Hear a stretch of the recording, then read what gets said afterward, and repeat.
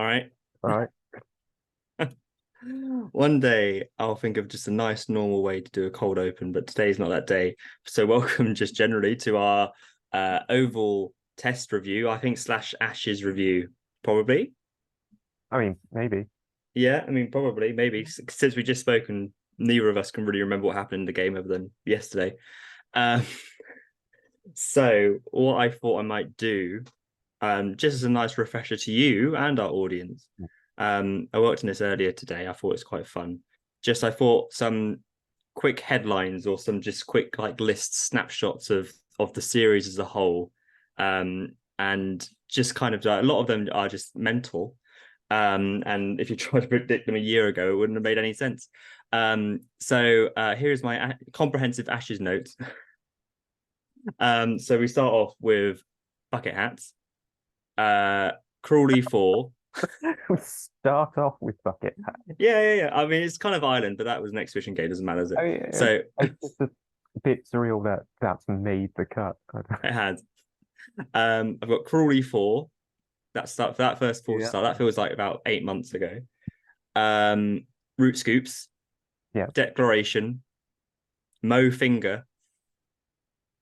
Carey stumping. Spirit of cricket. MCC bin stuff. Lion and Pope owies. Stokes one leg. Wood 97.5 miles per hour. Wood and Wokes holding hands. Mo Fareen. Crawley basically Bradman. Bad light sunglasses. Rain. Ken Stokes. Mo Groin. New balls. Broads Bales. Beers and nightclub. So I think that is basically comprehensive Ashes chat, and I finished it with Ashes lol. I think you should have started it with Ashes and finished And I it finished it with lol. lol. But a lot of that is mental, and not a lot of that is cricket. So how did you enjoy the Ashes? Uh, but the actual cricketing side of it was well good, wasn't it? Yeah. It like the discourse around all of this stupid non-discussions or catches that weren't catches or Oh something Christ, yeah. that That didn't even make the cut. no, that can fuck off. The the talk from like the media and Twitter and whatever that can I'm done with that. But the cricket Yeah. well good. Yeah. It's it's been a lot of like, and it's also, I don't think, been a lot of chat from people playing. It's Mhm. more been people not playing. Whereas I think like Australia and England fairly get on well together. Um, or maybe they don't. We'll get onto beers and nightclub chat in a bit. Um, but yeah, I think they just are generally are just both happy to be playing it. I mean, Australia didn't look very happy yesterday, but I don't think they're really buying into many of the chat that's been ongoing. I don't think, obviously McCullum hates the word baseball and stuff like that, and has always said that. So I don't really think much of the chat from media and Twitter and all that kind of discourse is filtered down into the actual teams, which is quite nice. But yeah, a bit going on. So in case you missed it, England won the last Test match, bringing it to 2-2. We didn't do an Old Trafford review because basically we'd just be talking about 2 and a bit days of cricket and mostly just talking about Zach Crawley.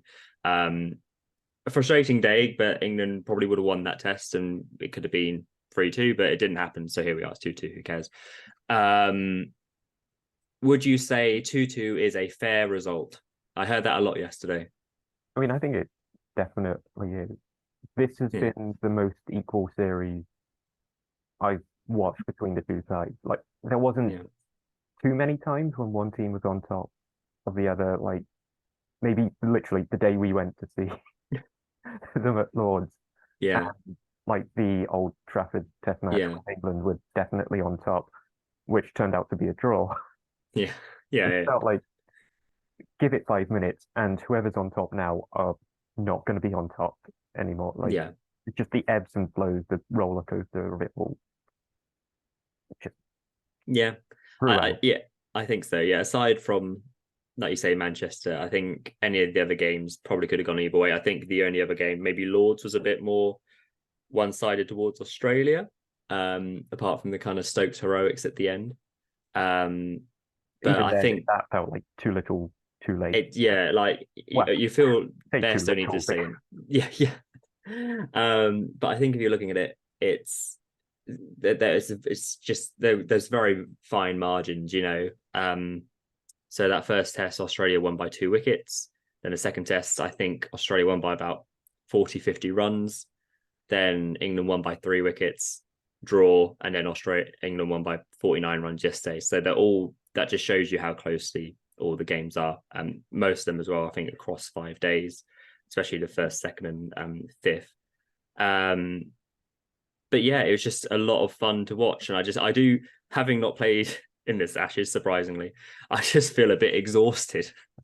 Like every day, it's not been a day other than like Old Trafford, obviously, which you basically can avoid it. Every day has felt like you can never predict for sure which way it's going to be going.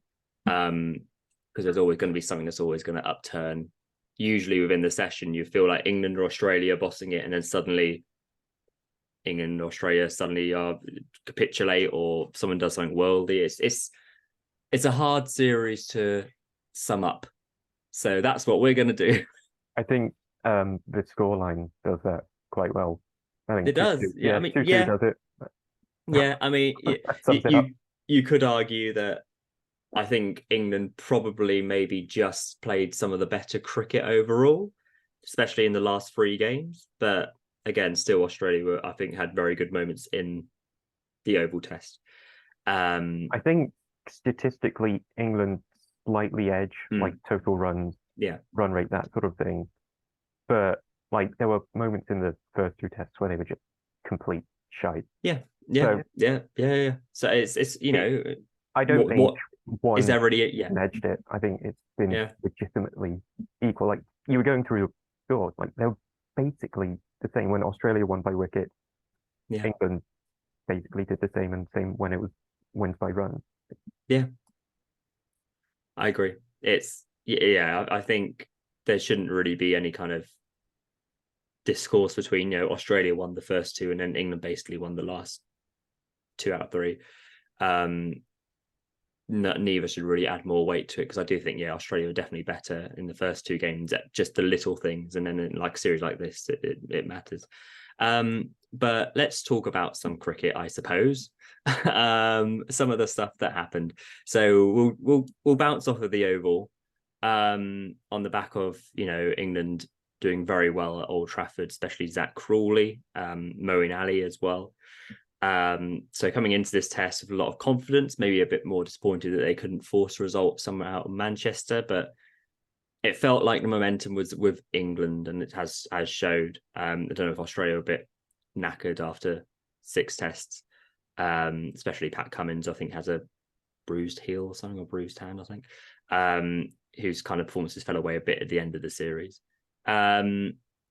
But yeah, we'll keep it very brief, and we'll talk about some of the more meaty stuff, because I can't really remember a lot of this. Nope. So England were put into bat first. First toss that Pat Cummins won. They were 283 all out. Brooke top scored with 85, and Stark got 4th, 82. And I think the most notable thing out of all of that is that England scored those runs in 54 overs. So they had a fair crack at Australia that evening.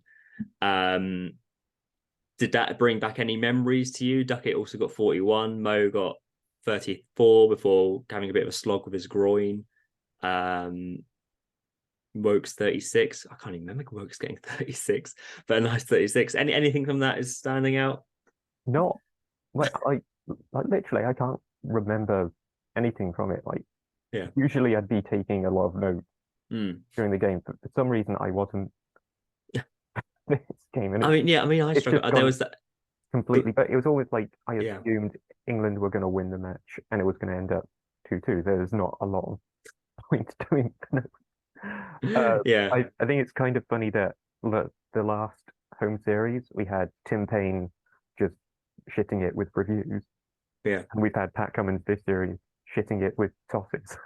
Yeah. I think that's been a kind of a funny like motif of recent England series. It is nice. It is nice. It's also weird to think that series as well in 2019 was also 2-2. But, you know, England were awful in that series, apart from like Stokes, and then they turned up at the Oval when Australia were drunk after Old Trafford. this series just felt so different, especially in the celebrations that we'll get to. But the one thing I do remember out of this innings, actually looking at the scorecard, is Stark's ball to Stokes, which was a Jaffa. Don't know if you remember that, pitching on like middle leg and then hitting off. Honestly, It was a very good ball. anything other than the last day is just gone. Sure. Well, it was a good one. And quick shout out to Mitchell Stark if you're listening. Yeah, finished the series with 23 wickets. He was the leading wicket taker, having only played 4 of the games. Yeah, bowled really well, and I'm glad he got a good run at it after only getting 1 game in 2019. It's a good mad guy that as well. potentially both sides' best bowlers didn't play the entire series or didn't even start the series. Did Stark start it? No, so came like, in at Lords. Yeah, potentially both sides' best bowlers didn't even start or play the entire series, which is mad. Yeah. I mean, it's all about why, what, when, where, all that kind of stuff. What would have happened if they had played all the games, or if Wokes had played at Lords? But I think he had a niggle in the first 2 games, so I think can't really read too much, and it's just how it is. Second innings, Australia were 295 all out. Steve Smith 71 as top scorer. Wickets shared around: 3 for Wokes, 2 for Root, 2 for Wood, 2 for Broad, 1 for Anderson.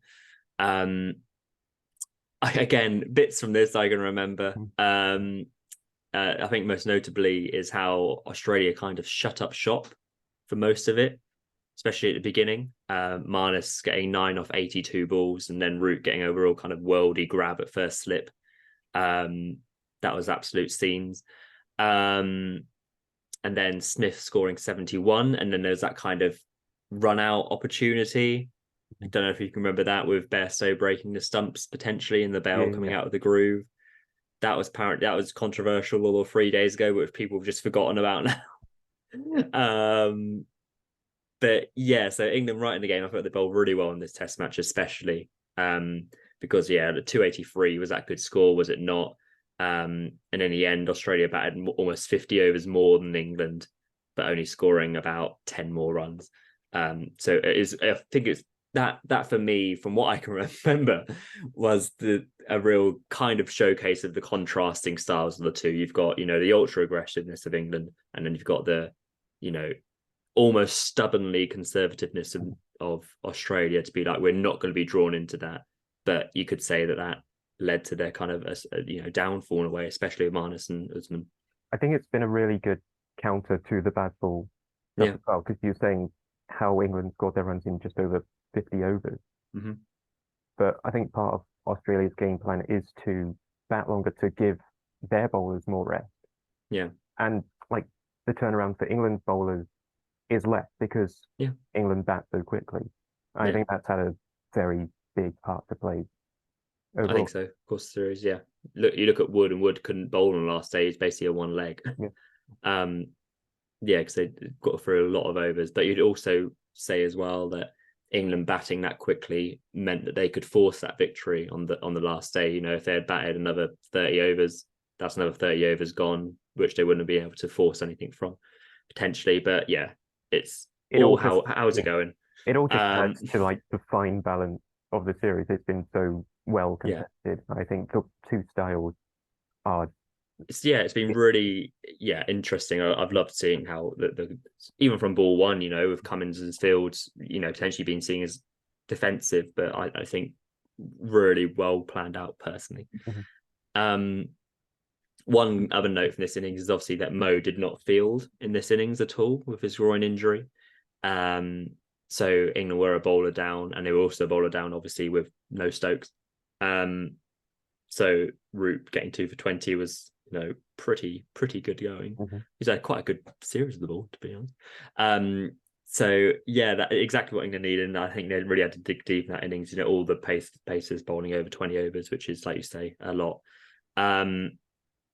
Third innings of the game, England setting up the match, 395 all out. Root being top scorer of 91. Zach Crawley getting 73 to top off a great series. Bairstow 78. Mo, a lovely little 29, and Broad a 6 off his last ball. Stark got 4 again, 8 in the match. Todd Murphy got 4, 1 for Hazelwood and 1 for Cummins, none for Mitch Marsh. again, this is even this is so recent, and I'm just like, Bairstow got 78. We are getting more into the realms of, oh, I can remember this. Yeah, I but remember it's saying, like, you were telling me, like, who's batting at three if Mo isn't allowed to get yeah. up. Like, Oh yeah, of course, I Stokes feel batted like, at three. I've just yeah, completely glossed over that. like Yeah, I sure. had feeling Stokes would bat at three, and Yeah, he did pretty well there. Like, yeah, he did didn't definitely. really change his style, played Yeah, well. you could Uh, say he's suited for it. I think if he's not going to bowl, he's got that technique to be a good top order number three batter. yeah, Um, that potentially yeah, opens up a space for, say, Sam Curran, just for yeah, argument's sake, not necessarily Curran, but we when we were having our best play, we had four bowlers and a yeah, part timer, and that would have been Mo, and Mo was yeah, like batting three when he was batting at his best, and to have him bowl a bit, but just having the five options for the yeah, bowlers is yeah. important. So if Stokes bats at three, we can have another I all think rounder so. come in. And when Yeah, Stokes can actually like stand on both legs yeah, and can bowl, yeah. then It it's helps a just lot, another doesn't it? bonus, Yeah, isn't it? yeah. It's weird because I feel like Pope's injury, as gutting as it is for him, meant that England could play a much better balanced side. Hmm. Um, we're having being able to play Anderson, Broad, Wokes, Wood, and then Mo. Um, just gives that when Stokes can't bowl, it just the make of it looks so good. And I think Mo for the brief innings that he had at three looked good at three. It's probably the best I've seen him bat in a long time. He almost batted unmo, which is very odd considering he's got all this free license. And I thought he played in a very assured kind of way, especially that innings at Old Trafford and in the first innings as well. And just nicely did. But we'll talk about Mo in a bit. But I thought, yeah, Stokes at three in this bit was nice and did good. And if Pope is not potentially fit enough for India, then I think Stokes probably might bat three there. But like you say, bringing someone like Sam Curran probably makes sense away from Horn. Um, so yeah, Australia were set a grand total of 384 to win. And this is the bit I think we can go into detail because I'm this is this is recent days. Hmm. So day four was mostly a washout, but not before Usman and Warner had put on about 130 for the loss of no wickets opening up. And I gotta say, it looked pretty flat, and I was pretty concerned. I mean, when did their first wicket fall? Like 140 in the 140. 41st over. Like when the opening pair put on 140 and they need 380 odd, Yeah, you're getting a bit concerned. yeah, yeah. I think it's the first Ashes opening stand, especially in England, since 2015. I think so. It just shows you how difficult it's been opening and batting. Yeah. But it's just it was one of those times where you start to question: Have I ever seen a wicket fall? Will I ever see a wicket fall again? Where what is this? Are these just bowling machines? They're both Bradman. They're both going to get 200. I'm Like like, this I is meant to be can't. Broad's last game. How is he not Exactly. getting What are you Warner out? doing? I'm fuming. Like all those people have gone, especially on day four, to just try and see it, and it was just like, this is not what I wanted. This is rubbish. I was very concerned. But the main talking point was about, I think, the penultimate over of the last over of the day. Would bowl a bouncer to Usman Khawaja. It's all these fine margins of cricket, which are mental. Bowled a bouncer to Khawaja, which hit him on the helmet, which put the ball out of shape, which meant that England got a new ball. Um, New ball being stressed on the word new. Um, those balls weren't the same. Nope. Um, yeah, it's obviously not England's choice. It's the umpires have chosen that ball, but one you could definitely see the writing on. One you couldn't. And I've seen people say, "Oh, but camera angles and photos and stuff." But one's a dog ball, one's basically a new ball. um, yeah, but it's that's the way of the game, isn't it? Like England had rain fault them at Old Trafford, and Australia had a similar situation at Headingley where they got a very new ball, which did suddenly a lot for them, and the old one didn't. and then England get one here. It just so happened to be probably the best ball of the series. It's it's such a weird one as well. Like Yeah, that umpires can make a wrong LBW decision and mm, get and like the team can review it and get it overturned.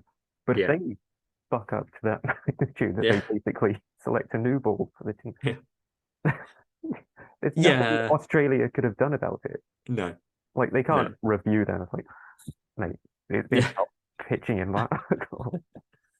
yeah. Such a It's I mean, I don't know whether there should be more done about the changing the balls because it's always all the time. And this is, I guess, I should be happy because England got a new ball, but like it's every game. It always feels like after 5 overs, the ball hasn't got a wicket in 5 overs, and there's always someone coming along trying to change the ball, and it always just like annoys me. I'm just get like, you've got the ball, just bowl with it. yeah. Like I'd almost say like same to batters, like unless your bat literally splits, keep the same bat or keep the same ball. Like I don't really understand the real necessity to change it unless it's gone completely out of shape where it's not actually obviously round as a ball.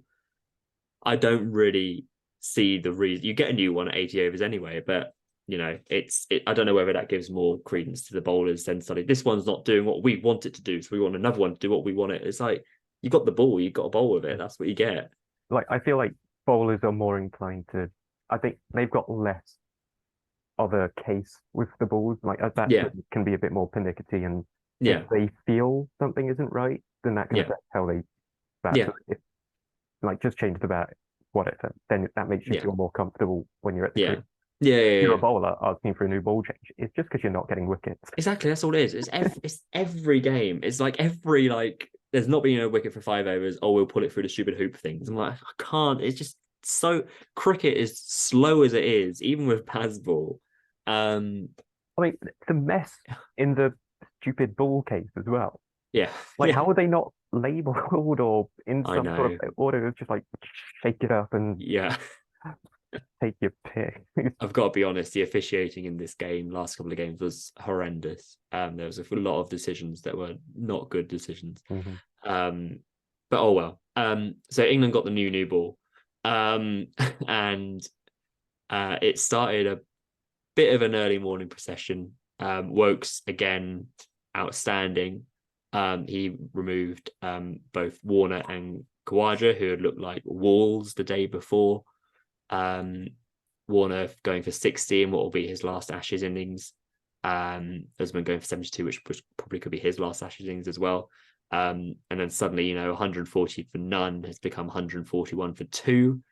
Um, and then Wood, who Stokes described as not really being able to walk the night before, still managed to bowl up towards 90 miles an hour and then get Marnus gone for 13. And then it was 169 for three. And you're thinking, oh, hello. Um, we'll talk about him again in a second because the second half of this is the juicy, meaty stuff, to be honest.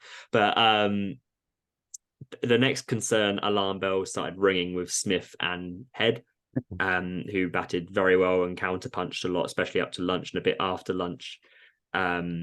Smith again potentially playing his last Ashes innings as well. Head continuing to play well. Were you nervous at this point as well, or were you sort of like England might get it done or should get it done? I think Australia were still favourites at this point. They were only three down on what? They had 100, they 169 for three. Like that's still in their favour with Smith Yeah, and Head. I think pretty much every game when we've gotten to Australia's middle order, there's yeah, been a bit of a fight back, and it's usually been Smith and or Head yeah, in there. Like Mitch Marsh had a great game at Headingley. yeah, I think Carey's had some good scores around there as well. It's been Labuschagne and Smith at some point. Like yeah, whenever we've gotten through their top order, they've always glued themselves back together in the middle for a bit. yeah, And that's what they were doing again. And then yeah, it got concerning and yeah. It's it went it right did. back to the feeling when we had Warner and Kawaja in. Yeah, exactly, and it kind of showcased the series because you felt the way that Wokes was bowling, especially in the morning. You're like, well, this is easy. Like the ball's doing absolutely all sorts. There was one ball especially to Head. I can't remember if it was Broad or Wokes that bowled it, that the movement off it was just ridiculous, and it meters outside edge by loads. And it started to spin as well, and Mo would come into the game a bit more. Mo bowling after a freaking groin injury as well, which as a spinner where you've got to really pivot is got to be horrendous. But you just felt, that there's a lot of runs to get, but they were just making it look really, really easy. And then you had that, I think it's the over before lunch, where Smith gloved it to leg slip, and then Stokes caught it above his head, and then went to celebrate it. But then his elbow caught his thigh, or hand caught his thigh, and then he dropped the ball and wasn't in control. So that was fun. So you just want to have one of the last weird bit, That's probably the worst review. I don't understand the review. I don't understand the review worse at all. than any Tim Payne review. Yeah. I don't know who convinced Stokes of what happened. I don't know if they were like, maybe he's not left it, maybe it's LBW, or like, you were in control, no worries, Stokesy, you didn't drop it. I'm guessing that's what they said. I guess they saw him. They thought. I guess their view was that he had dropped it in celebration, or was celebrating with it, so it was in control. But like Stokes knew, like you could tell from his face that he knew he wasn't in control of it. So I don't really understand what the review was for. But I mean, it was obvious. The fact of the matter is that the umpire didn't think there was glove on it anyway, and then didn't give it. It's just obviously he gloved it. So, like you say, I don't really understand what was going on there. I guess they thought potentially they might be able to get away with it if the third umpire thought that he was in control long enough, maybe. But yeah, it was clumsy. Like, and you don't often say that with Stokes. Yeah, like I don't even know what to say. It's just a So I think what it felt like, that's it. Yeah. Like you don't get many opportunities to get Steve Smith out. And especially on the brink of lunch with rain looming as well, you don't know how much time you're going to get left in the day. It felt like that is just a moment where that's the game gone. And I felt like I don't want to see Australia celebrate a series win at home as for stupid reasons of cricket, but like it's like I can't watch this after the series. Seeing Australia win 3-1, I'd have been like, how has a team won this 3-1? And it should, but yeah. Anyway, back in the Mo Nani moment. Right, so Steve Smith was dropped, and then it was lunch, and then it rained, did it not?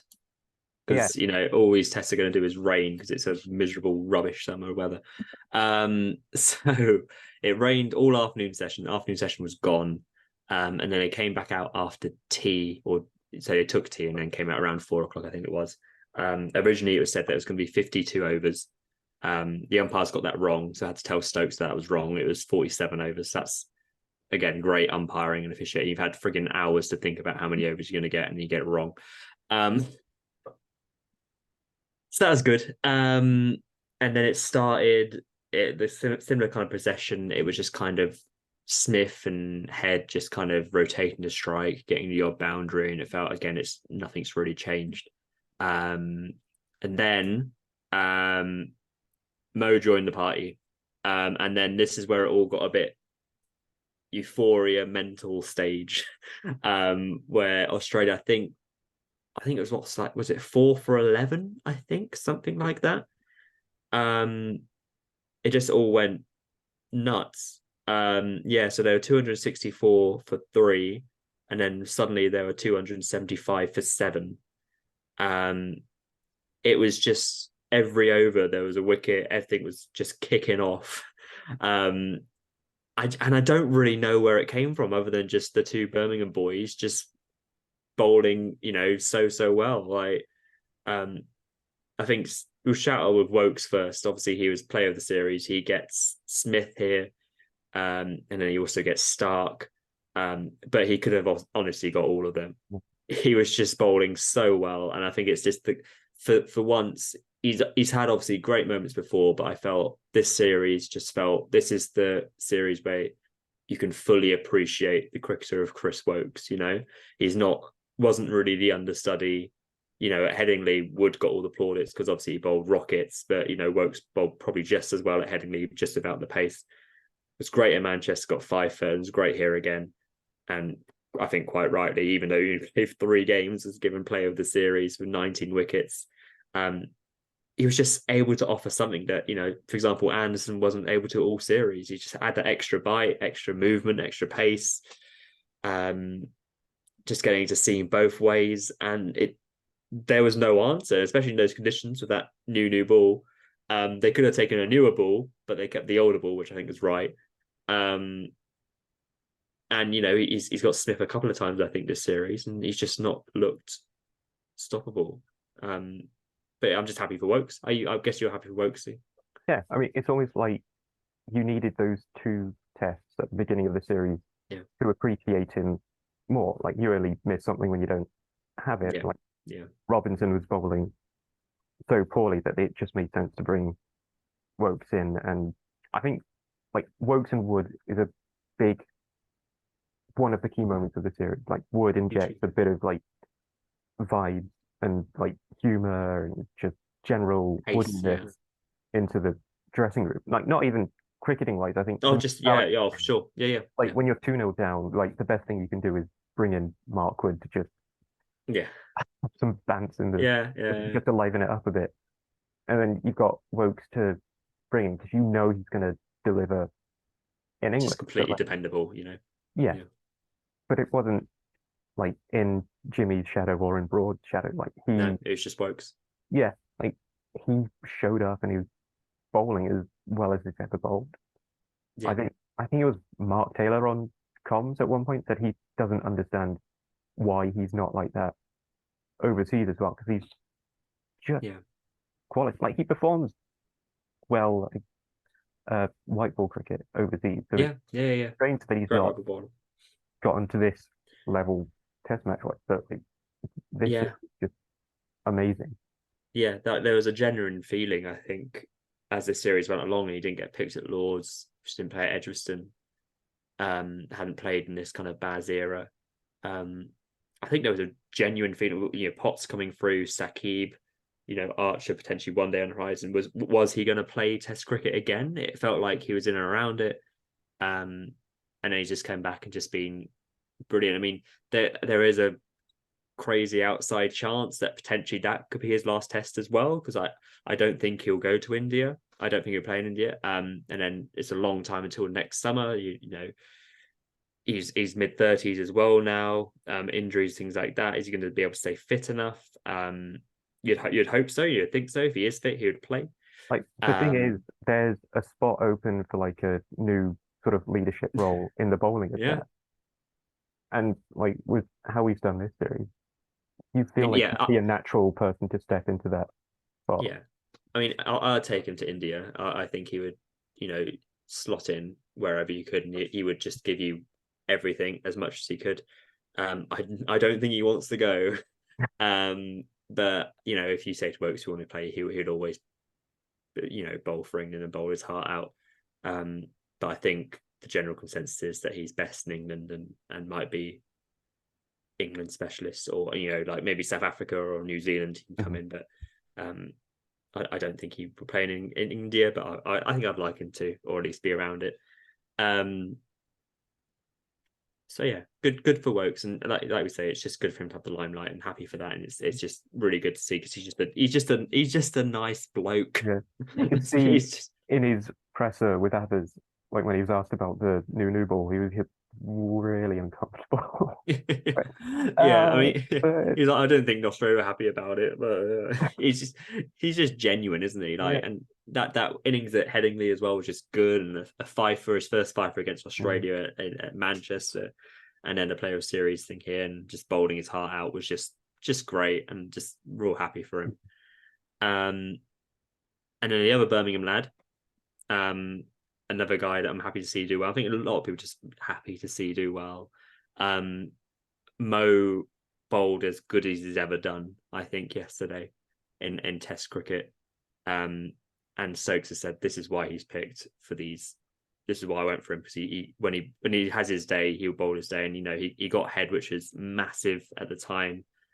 especially when he had such a destructive player as Spin and of Mo from this series. You got Marsh, who's just been class since he's come in. And then you got Cummins as well before he could do another kind of Edgbaston. And we're just getting it turning and getting it doing all sorts.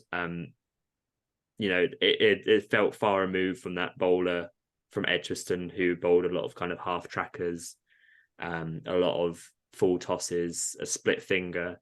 It just felt like he knew this was his last hurrah and he just gave it everything. And it's just a performance for him to go out on just felt so good and so nice and so apt.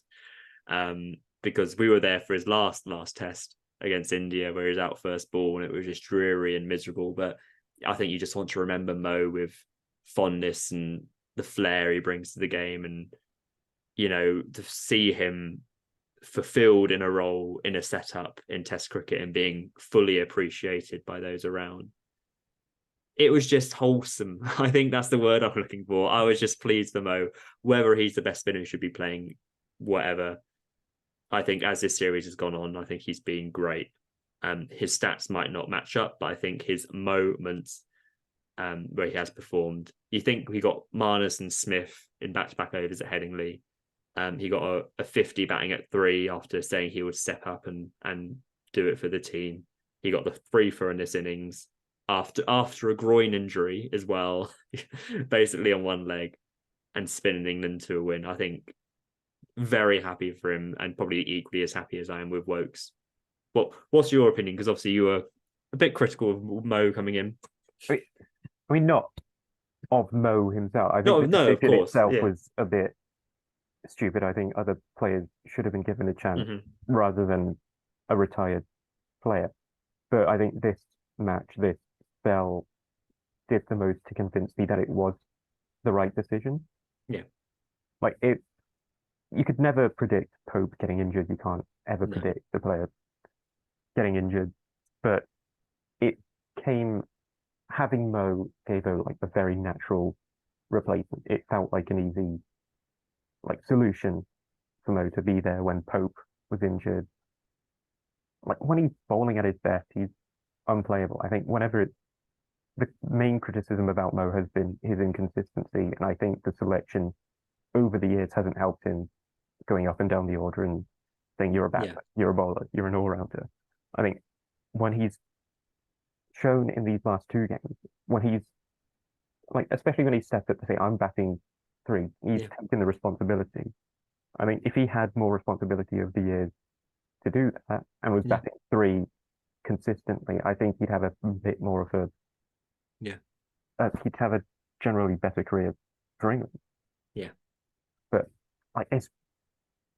it's been nice that he's gotten to experience this as his last series, like this dressing room, rather than towards the end of the Root Silverwood era. Because he was one of the mainstays in that team, so it's kind of a nice bit of sentimentality to have Mo experience a bit of a vibey, bouncy, nice, wholesome series before he retires. Yeah, it did. I think that you said there, sentimentality. I think that really sums up this game. Because it feels like a lot of I put a post out beforehand that I feel like it was going to be a lot of last tests for people, and I got 2 out of 3 of them right. Jimmy's still going on, which is just balmy. But it's this setup has been very much the Test England setup, and it's bled into white ball a bit. But this group of players have been together for such a long period of time, with variable success and different coaches and captains and all sorts. But people like Root, Stokes, Mo, Broad, Anderson, Bairstow, they played so much cricket together, and it did feel just nice and set up and scripted lovely for this kind of a lot of people just to go out on this real high. And I mean, I know they didn't win the Ashes, but from the celebrations, it looked like they did. And it just was just good to see after all that they've been through a lot. Like say Mo, batting from 1 to probably 9 throughout his career, being a batter, know you're a spinner, know you're spinning, know you're a batter. It's just for him to go out on a good note on his own terms, on positiveness, and get some real crucial wicket. Like I think most of his wickets this series were all top order batters as well. I mean, I know he averaged about 50 of the ball, but in the end, he's got 200 Test wickets and over 3,000 Test runs, and that's a very, very good Test career. And I think his average has only been worsened by the fact he's been messed around with the bat so much. But he's one of England's best spinners. It's just statistically that is the case. And yeah, just real happy for him, just to see him.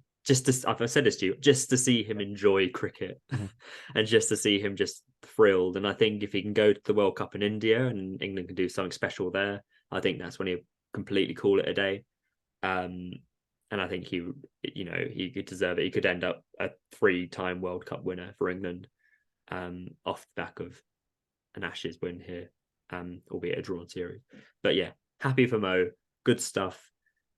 As he is definitely retiring, before we get on to the last bit, which is obviously a big talking point, what would be your favourite Mo memory from his? Because I don't think enough's been talking about Mo retiring, but is there anything from Mo that stands out for you over his Test career? I mean, putting me on the spot, and Yeah, like having like spoken about how we can't remember this match. Well, okay, I'll go first. I will say,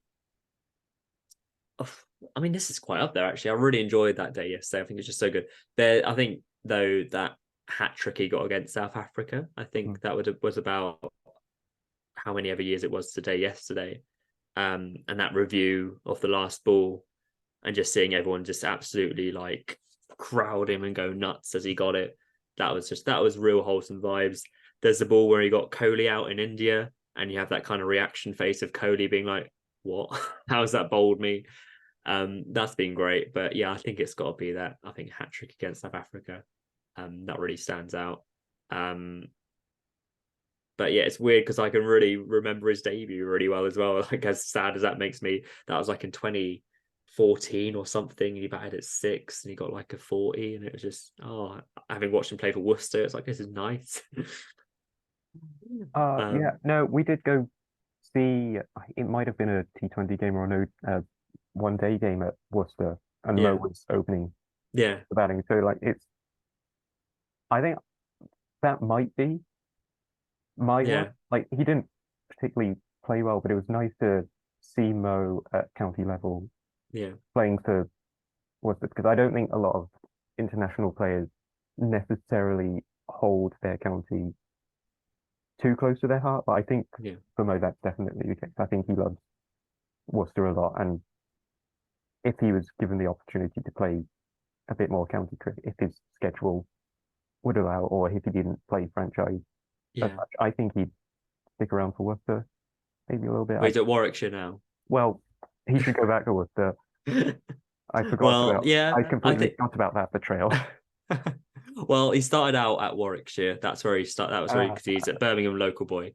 But then Worcestershire gave him his big break, and I think he's I mean, that's him playing for Worcester is what broke him into the England side. It wasn't him set up. I mean, I think a lot of people saw him at Warwickshire and thought he was going to be good, but then he wasn't getting the opportunities that he probably deserved. And then Worcester really gave him that kind of, opportunity to really showcase himself. And then he got picked for England. I think Syed Ajmal played for Worcester as well at one point and said, "I'll get you to be a Test bowler in a couple of weeks," and he did. He's one of those players throughout the years that we've always spoken about, or whenever he's got a wicket, we've been like just mowing. Just happy. It's just it's great. Like Mo, it's just good. And he had a rocky couple of years when he was dropped to 2019 Ashes, and when he obviously retired. But I think it says a lot about his character and a lot about his philosophy and his way he plays, that he answered Stokes's call to play. He could have easily just said, "Nah, forget it." But the fact he came in, he stepped up and played this Ashes, and then just wanted to keep getting better. He didn't just go through the motions. He said, "I'll bat at 3." He got his fingers sorted out as quickly as he could. He played for a groin injury. But then in Mo fashion, when he asked if I think he said if Stokes messaged me again, I'm gonna delete it. Yeah. Which is just that's it. Like I think a lot of people are umming and ahhing, being, "Oh, India, do you want to go to India?" It's like, nah, I'm that's it. And I think he's had his farewell, and I think that's good. And I hope it doesn't get too overshadowed by our next person. But I'm glad he had his time to finish off as well in his own way. So we'll talk about it. The next retiree, got the last 2 wickets, Todd Murphy and Alex Carey, because of course he would, after all the drama at Lords, saying that's all you'll be remembered for. Now he's going to be remembered by being Stuart Broad's final Test wicket. Broad finishing with 2 for 62, finishing on 604 Test match wickets.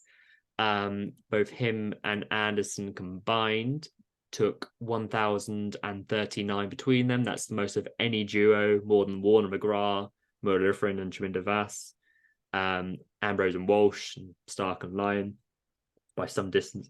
So that's it for Broad. I feel like I was expecting this. When the news came, I was like, yeah, it is.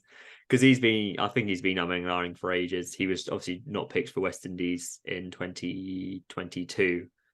And I think he'd said that he was thinking about retiring then. But then Stokes said he wanted him back. He said he didn't want to play to 41 like Jimmy. He's just recently had a kid. Yeah. He loves the Ashes. It just felt like this is the swan song. This is where you're at. He's been pretty good, wouldn't you say? He's been all right, yeah. I mean, it's not like 700 wickets, is it? But no, I'm sure he'll like tell everyone that his last ball when batting was a 6, and his last ball when bowling was a wicket. I mean, that's just kind of person Broad would be, isn't it? Of course, he's going to have those to finalise his way. He had to get Carey out, and he had to get the last wicket to win. Yeah. That was I think I posted about it like 2 hours before it happened, being like, he's going to get Carey out because of everything happened in Lords, and that's going to be his last wicket. And then there it is, because of course it is. It couldn't have been written better in a narrative way. It's even the little bail change, like freaking bail thing. What is that? He changed the bails, and then literally the next ball, he gets twice. Yeah, it's so stupid. The fact it was one for Marnus, I can understand that happening, because Marnus, I feel like if you're going to change something about him batting, he's going to be like, what are you doing? And it's going to maybe mess up his thought process. But then just to do it again, just Todd Murphy, I think he just did it for the sake of it. And then for it to literally happen again is complete nonsense. And I think that is the kind of nonsense I'm just going to miss with Broad. Like, there's so much over the years you can talk about him, but I think this series, he's played all 6 tests this summer.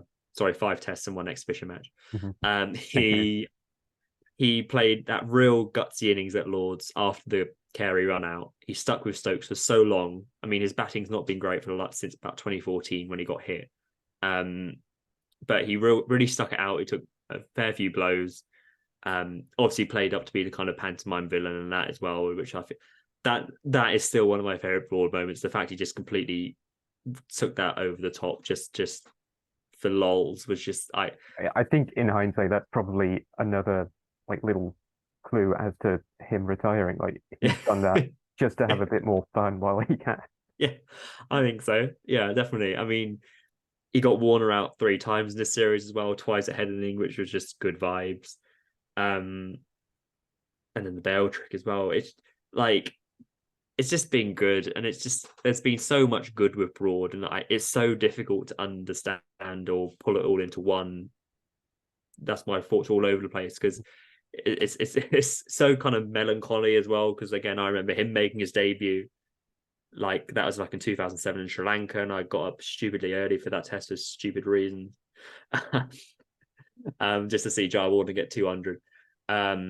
But then he also played in Brian Lara's last game in the World Cup in 2007. And I feel like I've watched nearly every single game Broad has played in. Well, I have watched every single game Broad has played, let's be honest. And that's been a real kind of, to make it about me, that's been such a thing over my life. Just now that person's gone, it just feels it obviously is such a big hole now in the England side, and he's gone. It just feels strange. Like it, you just expect next time they rock up, it's about us going to be Broad and Anderson, and the fact it's only one of them is just it feels strange, but it Mhm. feels expected. But it's just a bit. It feels odd. It's Odd is how I'd describe it. it's surreal, isn't it? Yeah, Because yeah, you expect Jimmy to go on until he's like yeah, 832. yeah, yeah, yeah, So you can't have Jimmy going on for so long without Broad. yeah, So that's yeah, haven't like and the double Ackers split up. It's yeah. gonna be weird for a little Yeah. bit. It's going to be very strange. I'd Like imagine Jimmy probably goes next year, I think. And I think what is quite nice about this is that it gives Broad his own send off, you know. yeah, Like if Broad and Anderson had both gone off in the same way, you know, then Mo as well, then I don't really think it really gives limelight to what they've really given to the game. I mean, Broad has always been kind of Broad and Anderson, Broad and Anderson. And the fact he gets his this is Broad's swan song, not Broad and Anderson's, is I think quite nice. You know, I think it's good to have. Um, but I don't know where to really start with Broad. I mean, obviously he was going to get the wickets to win it. Obviously he's going to get the six off the last ball. Um, maybe it's a bit easier than Mo potentially, but do you have a particular fond Broad memory? Because I there's been a mean, lot, yeah, obviously. the 8 wicket haul is pretty good. Yeah, Like the 100 as well. yeah, I've got this one image of him in my head where he's doing that celebration with his hand over his mouth, just like that. yeah, yeah. I think that single image is just burned into my Quite iconic, isn't head. it? Yeah. I can't even tell you what match that's from. That was 8:15 when Stokes took That'll that be it. catch behind him. Like Yeah, that's yeah, that's got to be it because it's just such an yeah, iconic image. Like him taking on the headband as well, post yeah. COVID, I is think he just become. averages like 24 since the headband or something. I think like he was saying after the game, like, he had one game where he didn't have the headband on. He Yeah. didn't play well. He's like, no, it's coming back. Yeah, yeah. Karate Kid times. Like, Yeah. you can, like there's been eras throughout his own era as well. He's He's changed. He's not the same bowler, obviously, when he started. yeah, He's completely adapted his game. like you can even kind of see that visibly, like Yeah. aesthetically on Yeah. on it. Like when he was a young, tall fast bowler to headband Broady. Just Yeah. Yeah. and honestly, Like, like yeah. his this last game is probably up there as well because it's such a fairy tale Yeah. ending to do. Like he's changing the bells just because, Yeah. and then getting a wicket straight Yeah. away, Of and then he's getting the winning wicket of the game. It's just course he is. Of silly. Like it's just it feels right as well. Like that's course, yeah. how it's meant Like, to go out. yeah. Like, as soon as he announced it, you just, as well as Australia played, you thought he's got to do something. They've got to win it for Broad. Broad can't go out on a Ashes loss. It felt a bit like, you know, Cook and his bowing out in 2018. Um, It would have been nice for him to get Warner. I it would have been, yeah. But I think Wokes has also had Woodman's number. But and I think, you know, I sure, but like for the I meme, think the oval probably would have exploded from the noise if he'd gone. But yeah, I but like getting not to be. left-handers as well. Like he's Yeah, been very like open the past couple of days about like changing his yeah, six to left-handers because he wasn't bowling particularly well to them yeah, prior to 2015 or so. yeah. And now like that's probably his best thing. Like That's what he'd be. I think he'd be remembered a lot for that. Yeah, and that's yeah, only been like, since 2019, really, since he's really kicked off from that. Um, but yeah, I think this series he got 22 wickets. I think it was. Played all 5 games, which is, you know, for a 37-year-old fast bowler is very good. Um, but God, there's just so much, isn't there? There's the nick he didn't walk for, which is just great. There's the diary room. Do you remember that in 2020 when he was dropped for that oh yeah, first COVID game, and then he absolutely just came out and was just so angry to no, not yeah, yeah. play, and then he ended up being player of the series. He obviously got 600 wicket in the last game. Um, it's just a lot, isn't it? It's just so he's had 2 Test hat tricks. Um, pretty good. and he had that spell in, I think it was Johannesburg, where I think he got like 5 for 1. James Taylor took an absolute worldie at short leg. One of those knees pumping spells.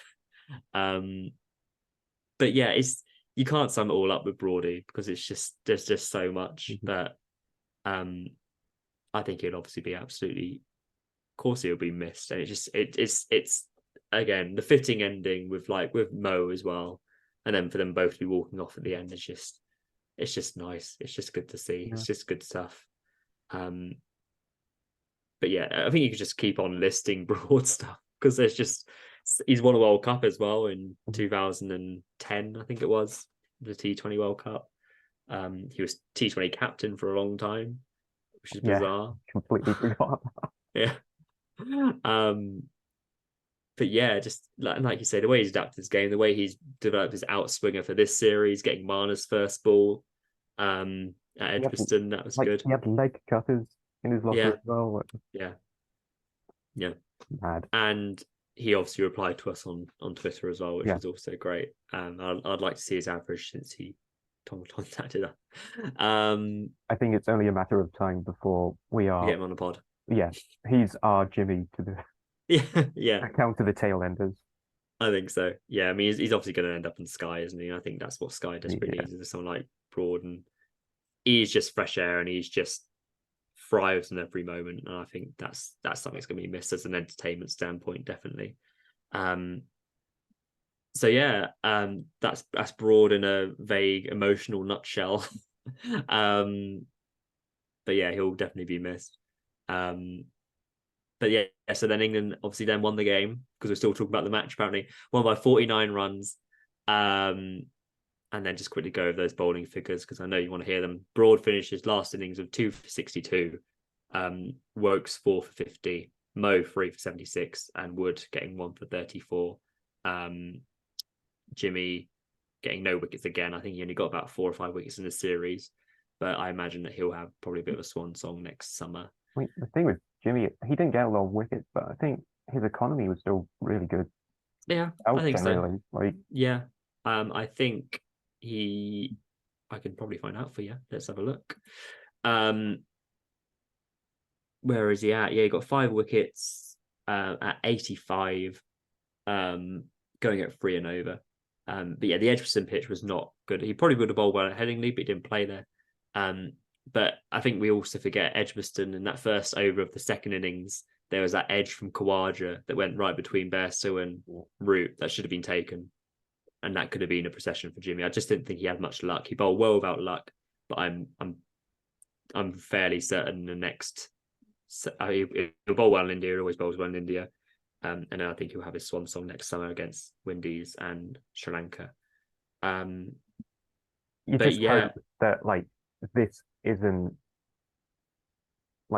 what Jimmy is now before he gets to retire. You want him to have this sort of series Broad has just had to then retire. Definitely. And I'm sure he will. This is even the series before this, in New Zealand, he bowled really well. That was only 4 or 5 months ago. And then he bowled really well in Pakistan. And I think he's actually adapted his game to be a better bowler in the subcontinent now, because England obviously reduced flat pitches, which isn't helping him. But in a subcontinent, when he's just drying up an end and getting reverse swing, I think he's potentially bowling better there than he is with overheads, because he's probably got less swing out of most people. But he is also 41.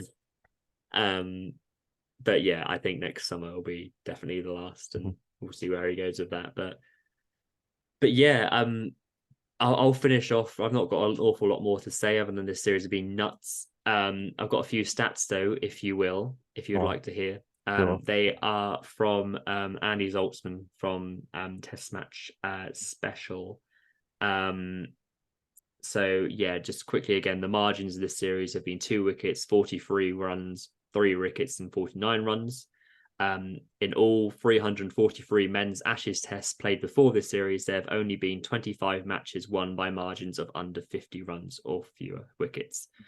So pretty close.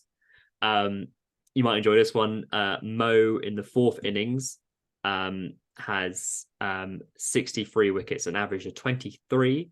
only 0.03% higher than Shane Warne's fourth innings average. So pretty good. So basically, Mo was as good as Shane Warne. Pretty much, Yeah. Which is surprising with Warne in the fourth innings. Thought he'd like leg spin. Boundary count. So we know who won by the barest of margins. Australia hit 370. And England hit 346. So Australia hit more boundaries overall. Something that really interested me about that is that England hit 43 sixes, which is obviously a lot. But then Australia also hit 31, which is also quite a lot, which I didn't really think they did, but they did. But yeah, a lot of good statos. Wokes overall, again, player series just to finish on 19 wickets at 18.1. And the first England bowler with 15 plus wickets with an average under 20 in the Ashes series since 1985, which is some good going. But yeah, I mean, that's all my stats, but really good for Wokes. And quickly, really good for Crawley, as a quick note, who's had a real breakthrough series, not just with the bat, where he's got 480 runs at an average of 53, but has been very good in the slips as well. He's looked, apart from the one he dropped at the end, he's looked very safe. And I think that's been something that England have been crying out for a long, long time. I mean, even the one he dropped at the end, it wasn't really, it was like a half chance. Yeah, it wasn't an easy chance, yeah. especially this final innings. His catching was just safe as anything. Yeah, absolutely safe. Like, you just knew who's going to get it. Like, just go on to convert the 50s now. Like, yeah, exactly. And you can see he's growing that confidence, and you know he's adapted. And I think there's been a lot of talk about, you know, the way that Stokes has reacted in press conferences to be like, oh, have you had any regrets? And he's been like, no, or would you change anything? He's like, no. But, you know, I think that's all external. I think England have worked a lot over this series about changing different things. I think they're a completely different team to the one that played at Lords. I think they've learned from mistakes, and I think they've adapted. And I think that showcased a lot through Crawley. Like, he's a bit more not necessarily defensive, but watchful early on. Not always going for a big booming drive, getting a lot of singles, and then building things from there. I think he's had a really, really, really good series. He obviously has a really good series, but I think he can really push on from here. And yeah, I think we've always been slight advocates for Crawley. I don't think we've ever been like Crawley out, but I think we can understand why they've picked him. I think. Yeah, I think he needs to start showing a bit more. Yeah. And he has. This is him showing a bit more. Yeah. But he needs to show more again. Like, he's earned his place now. He just, like I said, convert the 50. Exactly. Get some big scores consistently, like you did at Old Trafford. Yeah. And he's going the right way. Definitely. Yeah. But yeah, I mean, that's mostly all from me, I think, unless you've got any other points to say. I mean, it was nice to end the series after like the really nice goodbyes of Mo and Broad, potentially Warner, Kawaja Smith, with more controversy with the drinks. Oh yeah, the beers. We got to quickly finish on the beers before we run out of time. Oh yeah, so apparently hearing lots of friggin' nonsense noise about this, in that two different sides to the story. One saying that Australia wanted to go have beers with England in the dressing room before they left. And apparently Steve Smith popped his head around a number of times to be like, are you ready for beers yet? But England kept saying, no, we're not ready, because we're doing lots of end of term goodbyes for people retiring and stuff like that, which you can understand. So then Australia left after trying 6 times. And then England saying that they finished and then went to go find Australia, but Australia had left early. Stokes decided to clarify this at 4 a.m. this morning. To say that their wrap up took longer than expected because of multiple last times events. We decided to meet up in the nightclub rather than in the dressing room. So if that doesn't say Bazball, then what does? But bizarre. I mean, I do sense potentially there's a little bit of England wanting to keep Australia waiting, especially McCullum saying at the end of the Lord's Test that we're not going to be sharing a drink anytime soon. I wonder if there was some still bit of that. But I think maybe there was just miscommunication, but what a nonsense way to finish. What other way could this series have finished in like just a bit of miscommunicated chaos? I and love it though. misunderstanding. It's so silly, but it Yeah. just suits I the want show. I need to see the nightclub pictures. I really want them to all be in their white still. Um, but yeah, just quickly, I did put the question out on the Twitters of what was the favorite moment from the men's Ashes. I've got a few people saying final session of the final test, which I probably would agree with. You also got Crawley hitting the first ball of the series for 4, also very good. Do you have a particular fave? I think it's probably going to be the final session. Yeah, Yeah, especially with Broad's wicket. I think just to complete vibes. Yeah. I did also I loved Broad Wood spell at Headingley, that just Oh, so, pace. sorry. I know what it's. Ben Stokes preparing to do his press conference, and suddenly Okay, yeah. Barbie Gill comes on the loudspeakers. Ben Stokes looks up and he's like, "You're right, Woody." Yeah. I mean that is the Yeah, truth. that. Yeah, that's it. That's the series defining moment. That's the series in a nutshell then. Okay, cool. Right. We are running out of time, so I'll quickly wrap up.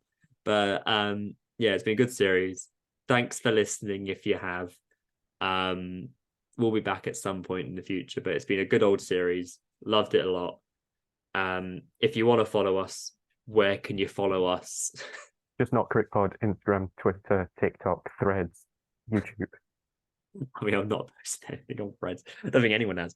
Oh, But yeah, and also if you want to follow the Wicket Whippets, if you want to keep up to date with all our latest cricket actual playingness, because that's started. That is our team. So that is also fun. But other than that, that's it. That's it. That's the Ashes. Ashes. lol, lol, Lol, lol, lol. lol. Going to delete that now, so we never say it again. We fucked up, didn't we? Yes. Bye bye.